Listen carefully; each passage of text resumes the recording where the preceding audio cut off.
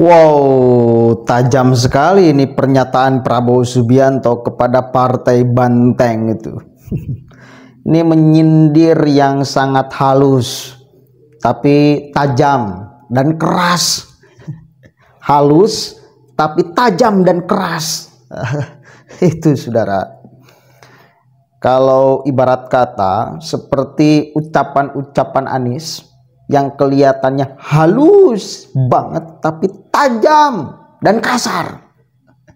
Bukan keras lagi tapi kasar. Beliau menyindir tentang Soekarno yang diklaim oleh satu partai, padahal Soekarno adalah milik kita semua sebagai rakyat Indonesia. Soekarno itu bukan simbol biologis, itu tambahan dari saya, tapi simbol ideologis. Itu saudara ya. Coba kita baca nih beritanya dari Tribun Medan. Prabowo sindir ada partai yang ngaku-ngaku Soekarno milik mereka. Bung Karno milik rakyat Indonesia, kata beliau. Termasuk beliau berbicara tentang siapa saja presiden yang mensupport beliau. Ya, secara moral khususnya. Ada 3 atau bahkan 4 presiden yang mensupport beliau. Baru-baru ini Prabowo sindir ada partai yang ngaku-ngaku Soekarno milik mereka. Itu Partai Banteng ya.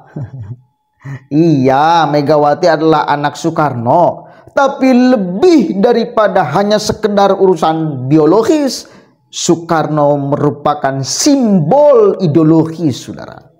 Jadi ketika Soekarno simbol ideologis, itu membatalkan skat-skat biologis. Begitu ya. Termasuk Nabi Muhammad. Misal ya, kalau kita mau ibaratkan, Nabi Muhammad itu simbol ideologis umat Islam. Ya, bukan hanya simbol biologis. Sekarang kan banyak yang ngaku sebagai cucu Nabi. Ya, cucu Nabi. Turunan Nabi ya, silakan, juga harus dibuktikan sebagai turunan Nabi. Tapi lebih daripada itu, Nabi Muhammad merupakan simbol ideologis yang mestinya milik kita semua sebagai umat Islam. Bukan hanya satu golongan yang ngeklaim, apalagi sebagai anaknya yang tidak jelas itu tuh. Dan itu simbol ideologis beliau, bukan simbol biologis. Lanjut ya. Padahal kata dia, Soekarno adalah milik seluruh rakyat Indonesia. Hal tersebut Prabowo sampaikan dalam acara BIMTEK dan Rakornas Pilkada PAN di Hotel JS Luansa, Jakarta Selatan. Walaupun ada yang ngaku-ngakukan selalu bahwa seolah Bung Karno milik satu partai, tidak, Bung Karno milik seluruh rakyat Indonesia, ujar Prabowo. Prabowo Subianto menjelaskan dirinya merasa ada 3 presiden yang mengendorse dirinya. Yang pertama, Presiden Jokowi. Beliau tidak malu-malu mengakui itu. Saya juga enggak pernah sembunyi. Saya dulu lawan Jokowi, tapi sekarang saya bagian dari tim Jokowi.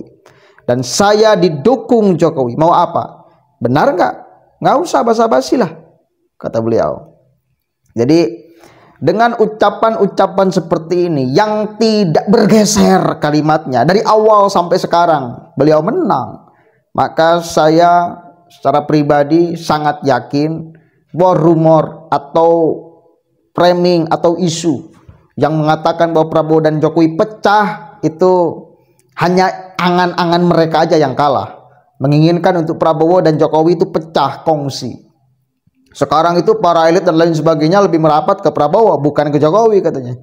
Dan nanti kita akan lihat Jokowi akan ditinggalkan oleh Prabowo, dan lain sebagainya. Oh, saya tidak yakin itu. Terbukti beliau ketika sekarang sudah menang pun masih mengatakan saya bagian dari tim Jokowi. Tidak sombong, tidak mengatakan, tidak menghilangkan kalimat itu setelah menang. Tetap kalimat itu dibawa. Saya bagian dari tim Jokowi. Saya di-endorse oleh Jokowi. Enggak malu-malu beliau. Sekarang padahal udah menang. Ya, jadi membatalkan tuduhan bahwa Jokowi dan Prabowo itu pecah. Lanjut. Lalu kata dia, Presiden ke-6 Susilo Bambang Yudhoyono yang juga terang-terangan mendukung dirinya. Pertama Jokowi, kedua SBY. Kemudian Prabowo menyebut dirinya juga di-endorse oleh Presiden keempat Abdurrahman Wahid. Ini menarik nih. Sempet kan dulu itu Gus Dur ditanya, siapa Presiden Republik Indonesia yang pantas? Ya, Gus Dur menjawab, yang paling ikhlas itu adalah Prabowo. Lalu kemudian orang mentafsirkan bahwa Gus Dur itu meramalkan Prabowo akan menjadi presiden di usia tua. Dan sekarang terbukti, saudara, ramalan Gus Dur itu nyata adanya. Ya, meskipun tidak spesifik berbicara presiden, tetapi yang paling ikhlas. Tapi kan diawali dengan pertanyaan, siapa pemimpin presiden yang pantas? Nah, beliau jawab, Gus Dur jawab, Prabowo yang paling ikhlas. Ini tuh. Pertanyaannya presiden, jawabannya Prabowo. Udah dong, include. Saya termasuk orang yang tidak percaya ya dulu bahwa Gus Dur memang meramalkan Prabowo akan jadi presiden di usia tua. Saya termasuk orang yang membantah, karena jangan sampai orang memilih itu gara-gara argumen ini. Dan itu dulu saya gunakan analisis saya untuk membaca bahasa Gus Dur itu. Karena bahasa Gus Dur bukan presiden, tetapi yang paling ikhlas. Tetapi diawali pertanyaan dengan presiden, siapa? Itu. Ya wis lah. Yang jelas memang faktanya sekarang Prabowo sudah menjadi presiden di usia tuanya. Dan Gus Dur mengatakan Prabowo adalah orang yang paling ikhlas. Artinya kan orang baik. Orang yang ikhlas dalam mengurusi negara ini, tidak ada kepentingan individu dan lain sebagainya, berarti kan akan baik mengurus negara. Benar gak? Iya dong. Iya dong.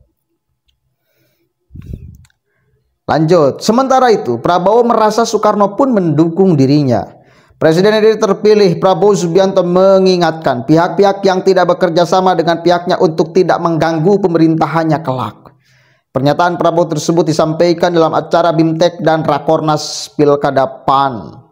Kemudian dirinya akan berjuang bersama semua kekuatan yang mau diajak bekerja sama. Yang tidak mau diajak kerjasama tidak apa-apa. Kalau ada yang mau nonton di pinggir jalan, silahkan jadi penonton yang baik, ujar Prabowo. Tapi kalau sudah tidak mau diajak kerjasama, ya jangan ganggu-ganggu. Orang lagi mau kerja kok. Kita mau kerja, kita mau amankan kekayaan Indonesia, kata Prabowo. Ia mengaku tidak ingin ada lagi orang Indonesia yang menangis karena lapar. Amin. Dan masyarakat Indonesia tidak boleh tidak bisa makan. Amin. Ini kan tujuan yang baik itu mesti kita aminkan. Ya, di dalam prakteknya ya beliau akan berjuang sekemampuan mungkin ya untuk mengimplementasikan apa yang beliau harapkan. Saya yakin saudara tidak terima. Saya malu saya dikasih pangkat jenderal oleh rakyat. Saya dipilih oleh rakyat. Siang dan malam kita berpikir, saya berpikir bagaimana rakyat Indonesia tidak ada yang lapar, bebernya. Prabowo juga berpendapat bahwa di semua partai yang ada di Indonesia pasti ada orang-orang baik dan tidak baik. Bahkan ia juga menyebut bahwa di partai Gerindra pun ada orang yang tidak baik. Mari kita akui, ya kan? Kita boleh punya jiwa korsa, tapi kita juga harus introspeksi diri. Saya suka orang-orang jujur kayak gini tuh. Di Gerindra pun juga banyak yang kurang baik. Banyak orang baik, banyak yang kurang baik. Di semua organisasi ada yang baik dan ada yang kurang baik, tambahnya. Saat ini lanjut dia, bagaimana caranya yang baik-baik dari semua latar belakang bisa kerjasama. Ini pelajaran sejarah. Indonesia tidak bisa dibendung kecuali elit Indonesia tidak bisa atau tidak mau kerjasama. Kuncinya itu, ungkapnya Islah. Nah, mudah-mudahan apa yang beliau inginkan, beliau cita-citakan demi untuk kebaikan semua, khususnya kita sebagai warga Indonesia, itu terwujud. Amin ya Allah ya Rabbal Alamin. Dan kita doakan mudah-mudahan beliau sehat selalu, diberkahkan umurnya, disehatkan, ya, dipanjangkan umurnya. Pokoknya yang baik-baik kita doakan. Dan satu lagi, menjadi pemimpin Indonesia yang amanah. Ya, yang amanah. Al-Fatihah. A'udzubillahi minasyaitonirrajim. Bismillahirrahmanirrahim. Alhamdulillahirabbil alamin arrahmanir rahim maliki yaumiddin. Iyyaka na'budu wa iyyaka nasta'in ihdinas siratal mustaqim. Shiratal ladzina an'amta 'alaihim ghairil maghdubi 'alaihim waladdallin. Allahul muwaffiq ila aqwamit thoriq. Wallahu a'lam bishawab. Assalamualaikum warahmatullahi wabarakatuh.